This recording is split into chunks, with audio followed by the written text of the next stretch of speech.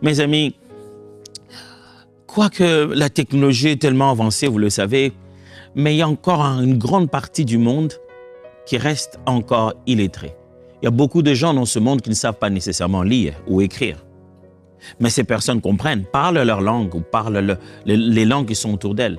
Beaucoup d'efforts sont fournis en matière de traduction biblique pour qu'au moins chaque peuple lise la parole de Dieu dans sa langue.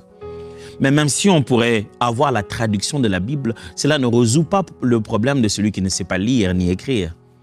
Écouter la parole de Dieu est l'une des meilleures choses à faire. Et j'aimerais vous dire, mes frères et sœurs, si nous n'exposons pas la parole de Dieu à être écoutée, il est possible que nous manquions à une grande responsabilité de notre mission des disciples de Jésus. Parce que tout le monde ne sait pas lire, tout le monde ne sait pas écrire. Ils peuvent au moins entendre, ils peuvent au moins écouter la parole de Dieu. Frères et sœurs, quelquefois, vous n'avez pas besoin d'ouvrir la Bible. Vous avez juste besoin que cette même Bible joue dans votre téléphone, joue dans votre voiture, joue pendant que vous êtes en train de faire autre chose, même des fois pendant que vous êtes en train de vous brosser les dents. Parce qu'il semblerait que nous retenons mieux certaines choses, pas parce que nous les avons suivies consciemment, mais parce qu'elles jouaient en arrière-plan pendant que nous faisions autre chose.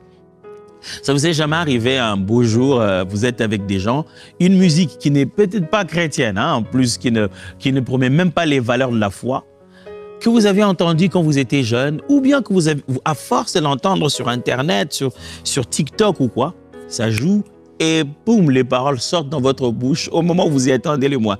Pourquoi? Parce que vous avez tellement entendu cette musique. Elle est si présente au-dedans de vous. Frères et sœurs, si Dieu nous parle, qu'y-a-t-il de mieux encore que de l'écouter?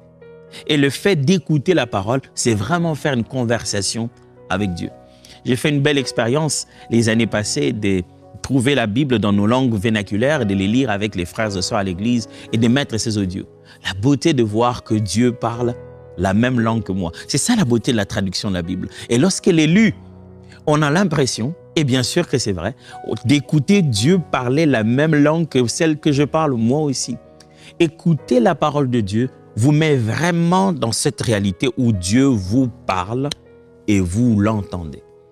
Alors, si vous voulez comprendre la Bible, prenez l'habitude de l'écouter, d'exercer votre oreille à entendre ce que dit la Bible. Pas seulement la prédication, la Bible elle-même. Quelquefois, la Bible n'a pas besoin d'interprète, ça n'a pas besoin de longues explications.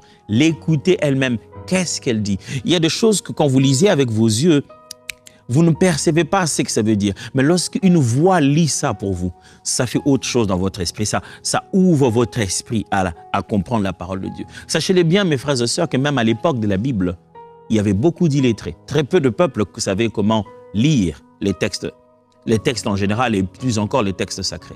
C'est pour ça l'habitude existait, vous entendez parler des scribes, ainsi de suite. L'habitude existait d'écrire les textes, mais aussi de le lire pour le peuple de Dieu. Est-ce que vous écoutez la Bible? Ah, pasteur, depuis le matin, moi, je n'ai pas lu la Bible. Vraiment, je voudrais lire la Bible. Des fois, pour lire la Bible, vous n'avez pas besoin de papier et de les ouvrir et de se mettre à les lire. Non. Quelquefois, quand vous écoutez la Bible, vous avez juste besoin de méditer la Bible, vous avez juste besoin de l'écouter, en fait.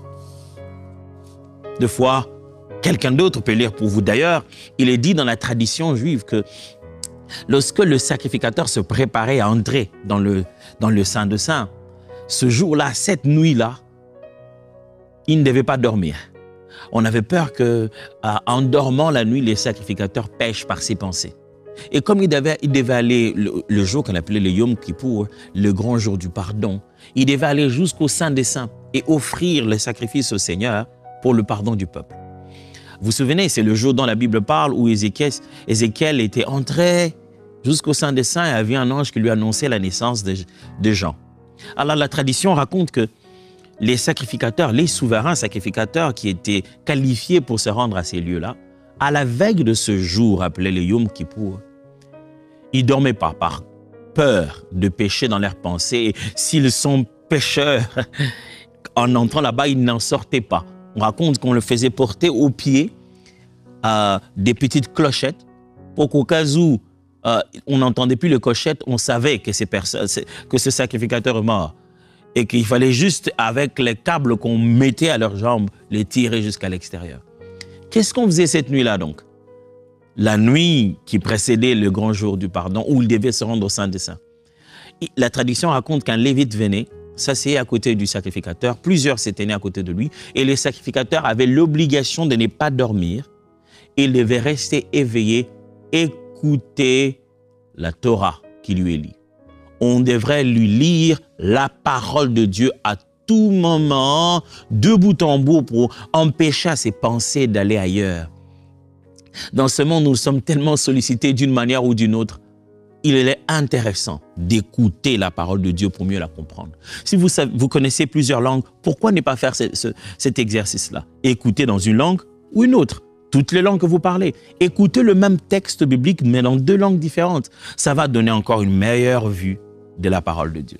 Vous voulez étudier la Bible, vous voulez comprendre la Bible? J'ai dit premièrement, apprenez à écouter la Bible.